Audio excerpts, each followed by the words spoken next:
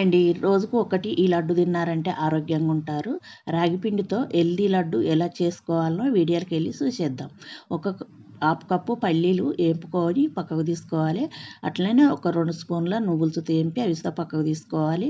ఇప్పుడు ఒక కప్పు కొబ్బరి, పచ్చి కొబ్బరి చిన్నగా కట్ చేసి అవిటిని డ్రై రొట్టు చేసుకొని పక్కకు ఉంచుకోవాలి. ఇప్పుడు ఒక పావు కప్పు మన నెయ్యి వేసుకొని పావు కప్పు ఉప్మా రవ్వని వేపుకోవాలి. ఉప్మా రవ్వ మంచిగా వేగినాకనే మనం ఒక కప్పు రాగిపిండి వేసుకోవాలి. వేసుకొని రాగిపిండి చక్కగా వేపుకున్నాక స్టవ్ ఆపుకొని ఇప్పుడు కొబ్బరి పట్టుకోవాలి. కొబ్బరి పట్టుకున్నాక పల్లీలు తీసుకొని ఒక పలతిచ్చుకొని మనం వీటిని ఒక గిన్నెలో వేసుకొని అట్నే రాగిపిండిను ఒక కప్పు బెల్లం వేసి దాని ఒకసారి మళ్ళీ పట్టుకొని ఇప్పుడు అదంతా మనం దాంట్లో బౌల్లో వేసుకొని మనం పల్లీలు కొబ్బరి తీసుకొని ఒక స్పూన్ ఇలాచి పొడి వేసుకొని అన్నీ అట్లా లడ్డూలాగా చేసుకునండి.